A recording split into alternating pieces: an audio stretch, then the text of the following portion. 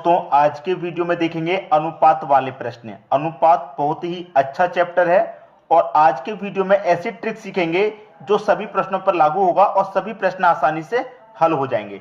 तो चलिए स्टार्ट करते हैं। पहला प्रश्न, यदि a अनुपात b अनुपात c का अनुपात 3:2:5 है तो 500 रुपए में से c को कितने रुपए मिलेंगे। देखिए आपके पास ये मान लीजिए तीन व्यक्ति हैं a b c।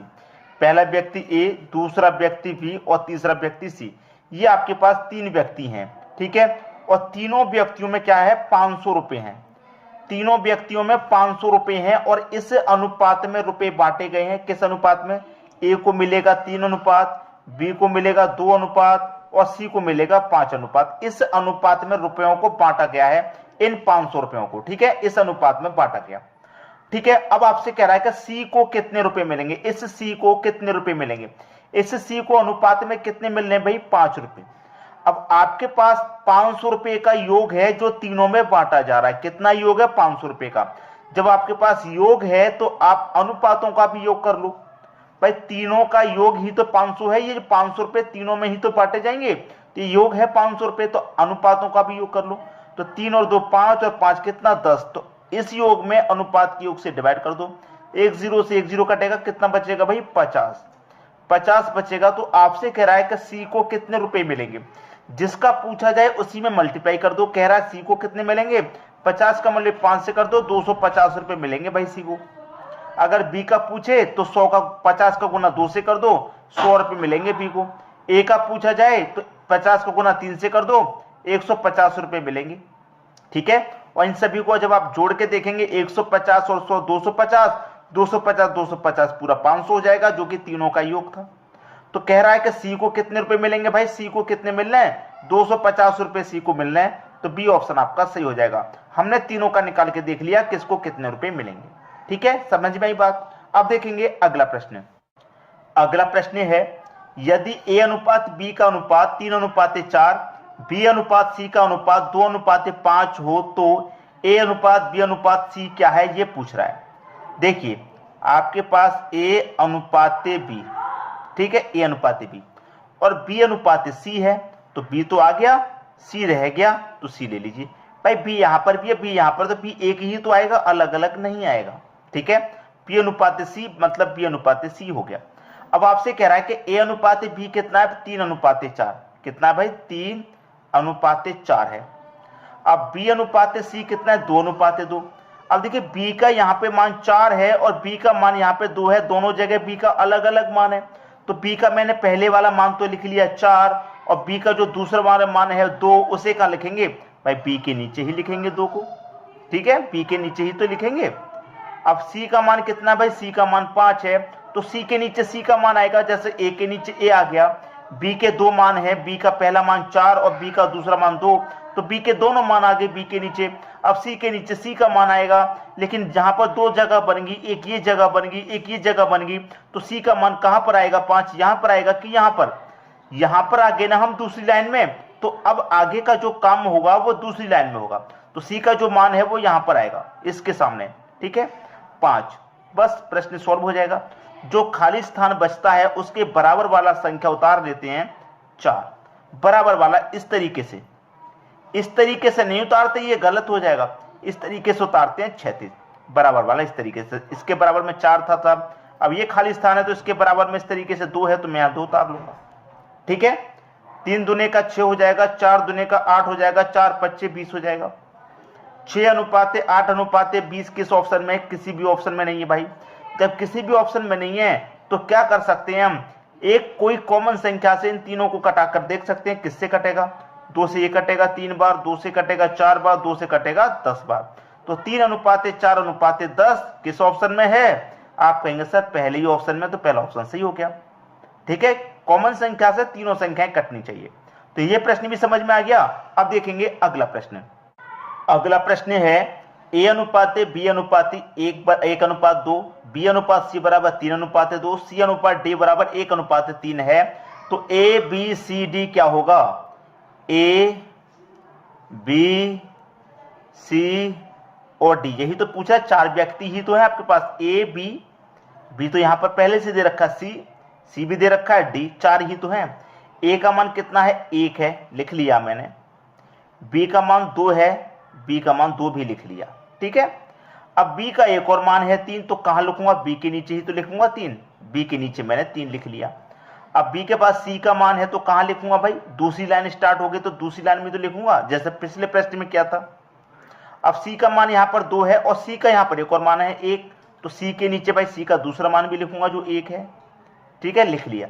अब डी का मान कहां लिखूंगा, डी के नीचे, लेकिन कहां, ये जो लास्ट में लाइन स्टार्ट होती है उसी के सामने, तो डी का मान मेरा 3 है, लिख लिया।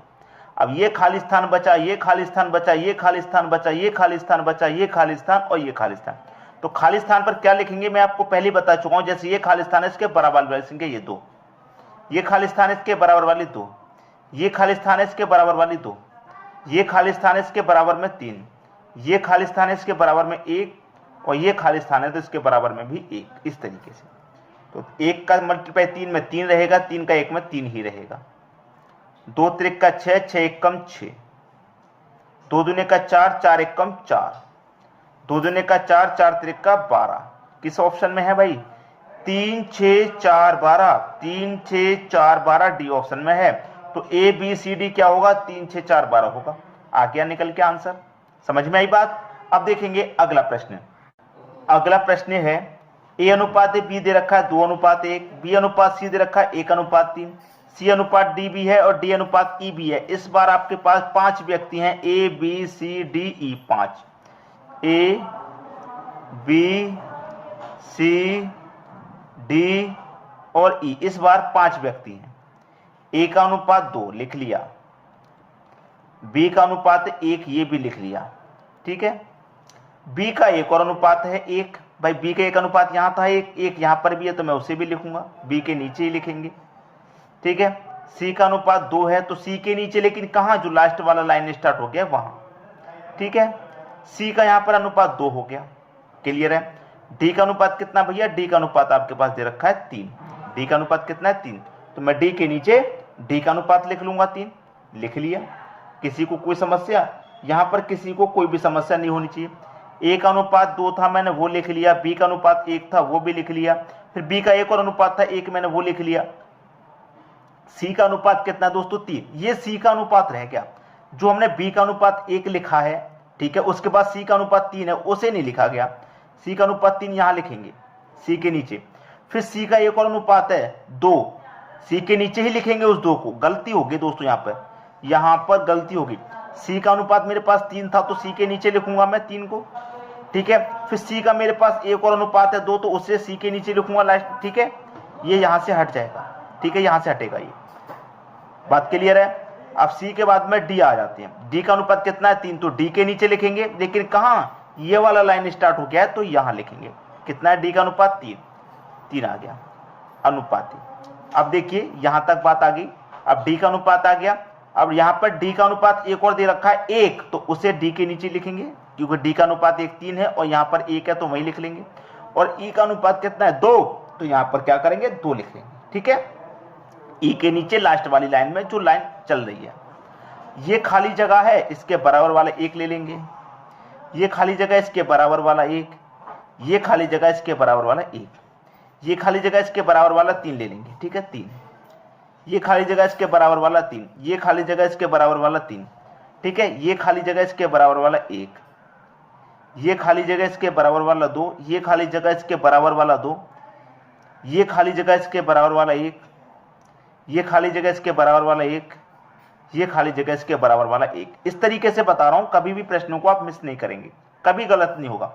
2 एकम 2, 2 दूने का 4, 4 एकम 4, 1 का गुना 2 होगा, 1 का एकम 1, 1 दूने 2 एकम 2। ठीक, 3 एकम 3, 3 दूने का 6, 6 एकम 6, 3 त्रिक का 9, 9 एकम 9, 3 एकम 3, 3 त्रिक का 9, 9 दूने का 18। किस ऑप्शन में भाई, लास्ट में 18, लास्ट में 18, लास्ट में 18, 4 2 6 9 18, 4 2 6 9 18, पहला ऑप्शन सही हो गया। बताइए कौन बच्चा ऐसा होगा जो इस प्रश्न को नहीं कर पाएगा। एक ही तरीके से करना सिखाया मैंने, क्या बोला, एक ही तरीके से सभी प्रश्न सॉल्व होंगे, ऐसा ट्रिक लेकर आ रहे हैं। तो अब देखेंगे अगला प्रश्न। अगला प्रश्न है, यदि ए अनुपात बी अनुपात सी बराबर 1 3 2 और सी डी ई बराबर 1 2 3 हो तो ए बी सी डी ई ज्ञात कीजिए। क्या ज्ञात करना है? ए बी सी डी और ई ये ज्ञात करना है। ए बी सी कितना है? 1 3 2। ए का मान 1 है, बी का मान 3 है और सी का मान 2 है। लिख लेते हैं, ठीक है, लिख लिया। अब यहां पर कह रहा है सी का मान 1 है, सी का मान पहले 2 था, अब यहां पर 1 और दे रखा है तो सी के नीचे लिख लूंगा मैं उस मान को, ठीक। डी का मान 2 है, डी का मान कितना दे रखा है दोस्तों? 2 दे रखा है डी का मान, लेकिन कहां लिखूंगा? ये वाली लाइन चालू हो गई है तो यहां लिखूंगा डी का मान 2। ई का मान कितना है? 3, तो ई के नीचे यहां पे ई का मान 3 लिख लिया। ये खाली जगह इसके बराबर वाला 2 ले लो, ये खाली जगह इसके बराबर वाला 2, ये खाली जगह इसके बराबर वाला 1, ये खाली जगह इसके बराबर वाला 1। 1 का गुना 1 से 1 रहेगा, 1 त्रिक का 3 रहेगा, 1 दूने का 2 रहेगा, 2 दूने का 4 रहेगा, 3 दूने का 6 रहेगा। 1 3 2 4 6, 1 1 3 2 4 6, बी ऑप्शन सही हो गया। आंसर मिल गया सभी को, कोई दिक्कत परेशानी किसी को भी नहीं होगी। अब देखेंगे हम अगला प्रश्न। अगला प्रश्न है 5600 रुपए को ए बी सी डी के बीच में इस प्रकार बांटा जाता है कि ए और बी, बी और सी, सी और डी के हिस्सों का अनुपात 1 2 3 1 और 2 अनुपात 3 है, तब ए और सी, बी और सी के हिस्से का योग क्या होगा? यह प्रश्न हो सकता है समझने में थोड़ा कंफ्यूजन पैदा करे कि प्रश्न समझ में नहीं आ रहा, उसकी भाषा क्या है। अच्छे से समझाऊंगा, ध्यान से समझिएगा। आपके पास अनुपात है 1 2 3 1 और 2 3। भाई 1 2 3 4 5 6 अनुपात हो गए, 1 2 3 4 5 6 अनुपात हो गए। यहां पर मैंने देखा 6 है और अनुपात भी 6 है, तो याद आ गया। कह रहा है ए और बी, तो ये मेरा क्या हो गया? ए और बी। फिर कह रहा है बी और सी, तो ये मेरा क्या हो गया? बी और सी, ठीक है। फिर कह रहा है सी और डी, तो ये मेरा क्या हो गया? सी और डी हो गया। बात क्लियर हो गई, आसानी से समझ में आ गया, अब कोई परेशानी किसी को नहीं होगी। ए बी सी डी 4 व्यक्ति हैं आपके पास, ए बी सी और डी, ये आपके पास 4 व्यक्ति हैं, ठीक है। चारों मैंने ले लिए। ए का अनुपात कितना भैया? 1 है, तो मैं 1 ले लेता हूं। बी का अनुपात मेरा कितना है? 2 है, तो मैं 2 ले लेता हूं, ठीक है। यहां तक बात क्लियर हुई। फिर कह रहा है बी और सी, बी और सी उसने बोला, तो बी का अनुपात भाई कितना है आपके पास? 3 है। ये भी बी है, ये भी बी है, लेकिन ये पहले वाला बी हो गया। अब बाद वाला बी करेंगे तो बी और सी दे रखा ना, बी और सी, तो ये मेरे पास बी और सी है। तो बी का अनुपात कितना है? 3 है। कहां लिखूंगा? बी के पहले वाले अनुपात के नीचे 3, ठीक है, पहले वाले अनुपात के नीचे 3। और सी का कितना भैया? 1 है, तो मैं सी के नीचे 1 लिखूंगा। बात क्लियर है यहां तक। फिर आगे बढ़ेंगे। कितना दे रखा? सी और डी का 2 और 3। कितना दे रखा भैया? 2 और 3। किसका? सी और डी का। तो सी का पहले से अनुपात मेरे पास 1 है, एक सी का अनुपात और दे रखा है 2, तो उसे सी के पहले अनुपात के नीचे रखूंगा। और डी का कितना दे रखा है? 3, तो मैं से यहां डी के नीचे लिख दूंगा। वही तरीका, जो खाली जगह है उसके बराबर वाली संख्या लिख दो, खाली जगह इसके बराबर वाली, ये खाली जगह इसके बराबर वाली लिख दो, ये खाली जगह है इसके बराबर वाली लिखो, ठीक है। ये खाली जगह है, देखिए यहां पर ये खाली जगह इसके बराबर वाला 2, ये खाली जगह इसके बराबर वाला 2। 3 दूने का 6, 6 एकम 6, 2 त्रिक का 6, 6 दूने का 12, 2 एकम 2, 2 दूने का 4, 3 एकम 3, 3 दूने का 6। कोई कॉमन संख्या लीजिए जिससे सभी संख्या कट जाए। 2 से कटेगा 3 बार, 2 से कटेगा 6 बार, 2 से कटेगा 2 बार, 2 से कटेगा 3 बार, ठीक है। ये मैंने सभी संख्या ले ली। मेरे पास क्या है? सभी का हिस्सों का योग 5600 है। भाई 5600 रुपए मेरे पास योग है जो मुझे ए बी सी डी के बीच में बांटना है, ठीक है। और मेरे पास ए बी सी डी का योग कितना अनुपात का? 3 और 6 9, 2 11 और 3 14। अनुपात का योग मेरे पास 14 है और रुपयों का योग 5600 है, तो रुपयों के योग में अनुपात के योग से डिवाइड कर देंगे। 14 चौके 56, 4 बार में जाएगा और 0 मतलब 14, 400 बार में ये पूरा कट गया। अब आपसे कह रहा है ए और सी, तो ए का अनुपात कितना है? 3 है, तो 4 त्रिक का 12, 1200 हो गया। और कौन है? सी है, तो सी का अनुपात कितना है? 2, 4 दुनिया का 8 मतलब 800 हो गया। तो इनका योग कितना हो गया? 1200 और 800, ये हो गया भैया 2000, ठीक है। इन दोनों का निकल गया ए और सी का। अब कह रहा है बी और सी, तो बी का कितना भैया अनुपात? 6 है, तो 4 6 24, मतलब 2400। और बी के साथ कौन है, सी है, तो सी का अनुपात कितना 2, तो 4 दूने का 8 मतलब 800। दोनों का योग ही तो पूछा है, तो 2400 और 800 कितना हो जाएगा भाई, 2400 800 ही हो जाएगा 3200। तो यहां निकल के आया 2000, यहां निकल के आया 3200, तो 2000 और 3200 इनका सही आंसर है, जो कि सी ऑप्शन में दिया गया है। उम्मीद करूंगा कि प्रश्न सभी को समझ में आ गया होगा बहुत अच्छे से। अब देखेंगे अगला प्रश्न। अगला प्रश्न है, कुल राशि को पुरुष और महिलाओं के अनुपात में 6:5 में बांटा जाता है। ठीक है, बांटा जाता है, जबकि उनकी आय का अनुपात 2:3 है। पुरुष और महिलाओं की संख्या का अनुपात है। दोस्तों ये प्रश्न मैं आपको होमवर्क के लिए देता हूं, आप मुझे इसका आंसर बताइए क्या आएगा। ये प्रश्न मैंने आपको होमवर्क के लिए रखा है, और वीडियो कैसा लगा उसे आप कमेंट बॉक्स में बताइएगा। जो भी आपकी राय है, वीडियो आपको कैसे लगते हैं, और अधिक से अधिक वीडियो को शेयर कर दीजिए, क्योंकि आप सभी जानते हैं एग्जाम चल रहा है। पेट के एग्जाम में कितनी भीड़ आपको मालूम होगी, अगर आप एग्जाम दे रहे हैं कि पेट के एग्जाम में कितनी भीड़ पहुंची है।